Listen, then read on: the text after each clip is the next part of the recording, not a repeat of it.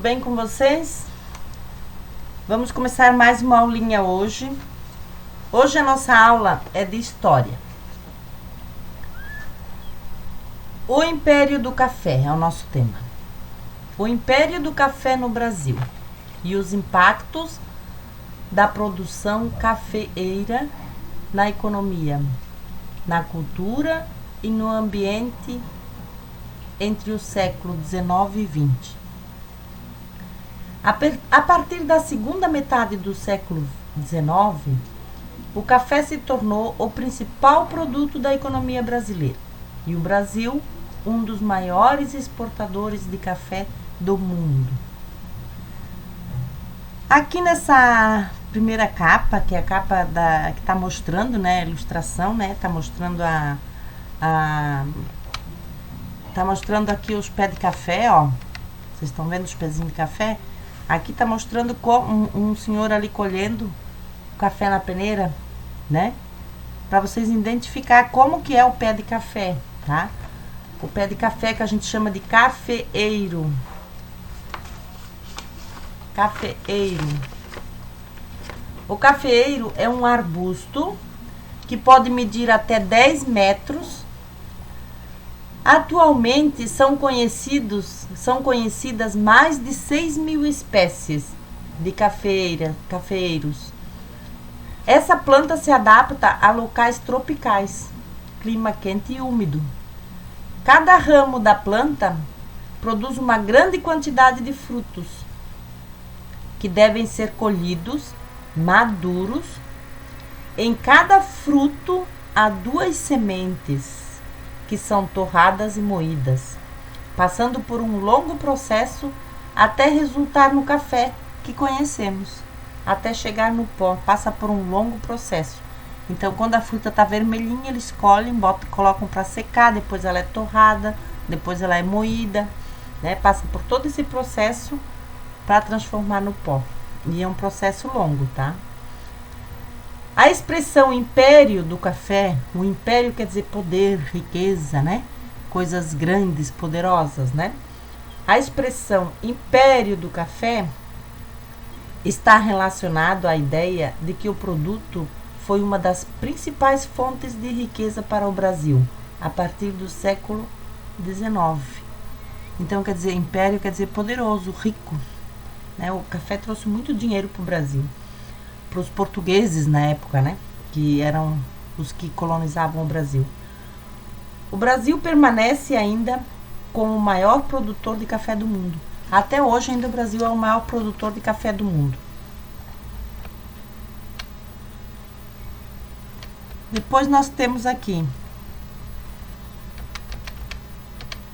na mesa do brasileiro o café, né? Ó, tem uma família tomando café da manhã. Deixa eu ver se é essa página mesmo. Acho que eu passei um pouquinho, né? Deixa eu ver. Aqui, ó. Tem uma família tomando café da manhã. Tem até um samba ali que alguém escreveu sobre a frutinha, né, do café, ó. Uma frutinha vermelha que as moças colhem no pé. E quando é bem torradinho, fica pretinho e cheiroso. Que é o café, né? Até isso deu samba. Então, a família tomando café da manhã. Desde a época das nossas avós, nós temos o hábito de tomar café. E até hoje é assim. Quando chega uma visita na nossa casa, nós convidamos. Entra, quer tomar um cafezinho? Então, a gente convida as visitas para entrar e tomar um café. O café é uma cortesia, é um hábito que nós temos, é uma cortesia, né? O café faz parte da culinária e dos hábitos alimentares da população brasileira, principalmente nas refeições matutina e vespertina. Daí vocês têm uma interpretação, né, de textos sobre o café. Daí na página 5, o café no Brasil, aqui eu vou explicar um pouquinho sobre o café aqui no Brasil, tá? Ó, de onde vem o café? O café tá no Brasil, estão plantando. Mas essa planta é original aqui no nosso país? Não, né? Qual é a origem da planta? De onde veio as primeiras mudas de café? Ó. Apesar da origem africana da planta, então ela é uma origem africana, né? Da África, né? Apesar da origem africana da planta, foi no continente asiático que holandeses estabeleceram as primeiras plantações de café. E a partir de 1715, os franceses iniciaram o plantio no Suriname e na Guiana Francesa. Vocês sabem que o Suriname e a Guiana Francesa fica bem acima do Brasil, faz divisa com o Brasil lá no norte, lá perto do Amazonas, né? Da região Amazonas, né? Da floresta. Então, as primeiras mudas de café que chegaram ao Brasil no século XVIII vieram desses locais, vieram ali do Suriname e também da Guiana Francesa. Quando pequenos agricultores, né, que moravam lá perto, né, na floresta amazônica, perto da região norte lá, pequenos agricultores começaram a cultivá-las na região amazônica. Depois, gradativamente, quer dizer, bem devagar, né, depois disso, a produção do café se espalhou pelo Nordeste, chegando até o Sudeste e o Sul do Brasil. E o sul do país, né? Aí foi espalhando, chegou no sul do nosso país. Tá, continuando ali, vocês vão ter agora algumas atividades, né? Daí na página 6 e 7, aqui é na página 6, ó. A produção do café brasileiro era feita em grandes extensões de terra, quase nos mesmos moldes da produção açucareira. Vocês lembram que nós trabalhamos já num outro tema sobre os engenhos de açúcar, sobre as fazendas e as plantações de açúcar? Lembram? Então, agora não é mais a plantação de açúcar, agora se desenvolveu a plantação do café no Brasil, né? Com a decadência de caiu alguns produtos no Brasil, como a cana-de-açúcar, aí começou a abrir mais e a se estender as plantações de café. O café estava dando mais lucro do que o açúcar. Então começou grandes plantações, começou a se estender grandes plantações de café no Brasil. Ó, com os mesmos moldes, né, da produção açucareira. Tratava-se de uma monocultura concentrada nas mãos de poucos fazendeiros, né? Como era do açúcar, né? Poucos fazendeiros, mas fazendas grandes, né? Que vendiam o produto para o exterior, principalmente para a Europa e para os Estados Unidos. No século XIX, o governo brasileiro, interessado em alavancar a produção, em aumentar a produção, incentivou a construção de linhas férreas no país. Então, aqui na página 6, começa a falar das ferrovias que o governo fez para ajudar no transporte do café. Porque antes dessas ferrovias, eles transportavam os cafés pelos tropeiros, né, até lá nos portos. Nos portos, por exemplo, assim, uma fazenda que plantava muito café era transportado por mula. Vocês estão vendo ali no desenho uma mulazinha, né, cheia de café em cima, cheia de sacas de café, né, que o tropeiro que conduzia essa mula até lá. E era um trabalho demorado e caía também, perdia-se muitos grãos pelo caminho, desperdiçava muito, né?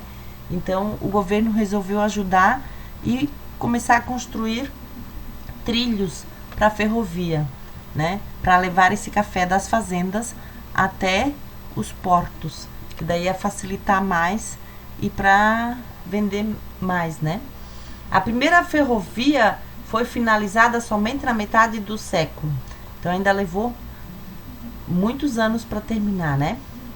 Depois várias outras foram construídas. Aí assim o governo foi construindo, aqui vai falar de todas as ferrovias, até construírem as outras. Aí fala também de todo o trabalho, né? Como era feito, ó. Como era feito o café. Aqui já tá aparecendo um pedacinho do trilho, ó, que eles estão construindo, ó, as ferrovias. Estão vendo os trilhos? Já tem trilhos, né? Aí tem atividade para vocês fazer. Aqui também tá falando de quem são as pessoas representadas na obra. né, serviços que eles faziam, quem trabalhava nesses cafés, né? Aí na página 9, as mudanças que aconteceu no Brasil. Aqui, mudanças no Brasil e nas lavouras do café. Aqui já tá, esse quadro está representando uma família, né? Uma filha de uma negra que casou com um homem branco. Então, aquela senhora sentada ali é a mãe, aquele outro senhor do lado é o pai, e ela tem um bebê no colo, e essa senhora que está em pé com as mãos para cima, agradecendo a Deus pela saúde do neto, né? E o neto ser branquinho também, ela está agradecendo a Deus, porque naquela época era assim, né? Eles tinham um pensamento assim. E existia muito preconceito naquela época, né? E eles sofriam muito, os negros ainda. Então, no fim do século XV, não, no fim do século XIX, no Brasil, foi uma época de mudanças. A abolição do trabalho escravo. A Lei Áurea, em 1988. Então, aqui já vai começar a falar da Lei Áurea, vai ter a Lei Áurea, tá? Que é a lei que deu a liberdade aos negros, né? E também a proclamação da República. Depois foi um período significativo para o Brasil, a chegada maciça de imigrantes europeus e depois asiáticos. O período da escravidão em território brasileiro, foi a mais longa das Américas. Então, quer dizer, no Brasil é o que mais demorou para chegar a Lei Áurea que desse a liberdade aos escravos. Né? A abolição dos escravos foi o lugar onde mais demorou, foi o Brasil. O Brasil teve 350 anos de escravidão dos negros, por causa da resistência da elite dos brancos. Tudo por causa da resistência, né? Naquela época, né? Dos que comandavam o Brasil. Aí na página 10 vai falar sobre essa lei ali, ó, da discriminação. Agora já tem a lei pronta, né? Aqui vai falar sobre a discriminação racial. E também da Lei 7.716 de 1989. Então, foi em 1989 que saiu a Lei 7.716, o número da lei, que diz que a discriminação ou os preconceitos de raça, cor, etnia, religião ou origem são crimes. Então, a partir dali, o negro passou a ter justiça. Quem discriminasse ia preso, né? Porque começou a existir uma lei que amparava os negros. Olha ali, ó, pela liberdade deles, eles estavam, né? Aí tem umas atividades para vocês fazer aqui, ó. Chegada de outros trabalhadores às fazendas de café. E com a libertação dos escravos, né? Aí começou a faltar gente para trabalhar nas lavouras de café. Então o governo começou a convidar pessoas vindas de outro país, né? Ó, reconstruindo a vida no Brasil. Aí começou a chegar pessoas de outros países, né? O governo fazia propaganda de que no Brasil eles iam ter uma vida boa, iam ganhar terra, né? Iam ficar ricos porque tinha muita riqueza, porque o café tinha muito valor, a terra era boa para plantar café, eles iam poder plantar café e vender. Então, muitos agricultores de outros países que não tinham terra para plantar lá, que não eram donos de terra, vieram para o Brasil com a esperança de ter terras aqui e poder plantar e ganhar dinheiro com as terras, né? Vieram com a família toda para o Brasil. A chegada de imigrantes europeus no Brasil, ó, muitos vieram da Europa, né? Primeiro grupo que veio do continente europeu. A chegada de imigrantes europeus ao Brasil na metade do século XIX e alguns grupos de origem portuguesa e alemã. Então veio os portugueses e os alemães. Vieram com a promessa de que encontrariam melhores condições de vida. Os que não tinham condições de vida boa lá no país deles, eles vieram com essa promessa, né? Que o governo prometeu que aqui eles iam ter condições de vidas, condições melhor de vida. Chegavam até a pagar a passagem para eles virem, né, de navio. Nas regiões Sudeste e Sul, o governo queria povoar áreas pouco habitadas. Depois o governo quis povoar as regiões que não tinha muito habitantes, que tinha poucas pessoas. E era mais as regiões do Nordeste e do Sul, do Sudeste e do Sul, né? Que faltava, né? Que tinha pouca gente. Aí ele oferecia lote de terras para esses imigrantes formar colônias de povoamento. Eles tinham que formar uma colônia de povoamento para povoar o lugar e trabalhar na agricultura. E também na substituição de mão de obra escravizada na fazenda do café. Também veio muita gente de outros países, para muitos imigrantes, né, para substituir a mão de obra escrava, né, nas fazendas de café. No final do século XIX e no início do século XX, chegaram os italianos, que se estabeleceram em São Paulo e na região sul. Então, os italianos se estabeleceram mais em São Paulo e na região sul, né? E na página 12, daí tem um gráficozinho aqui para vocês fazer, né? Ó, que vai falar também dos imigrantes, daí tem um gráficozinho para vocês fazer aqui embaixo. Ó, a imigração mudou a história do Brasil, alterou a história do Brasil. Assim como alterou a vida de muitos, mudou a vida de muitos estrangeiros que vieram para esse território. Então, mudou a história do Brasil, assim como mudou a vida de muitos estrangeiros que vieram para o Brasil, para nosso território. A mudança mais sensível provocada pela vinda de estrangeiro diz respeito às tradições dos europeus, que foram incorporadas na cultura brasileira.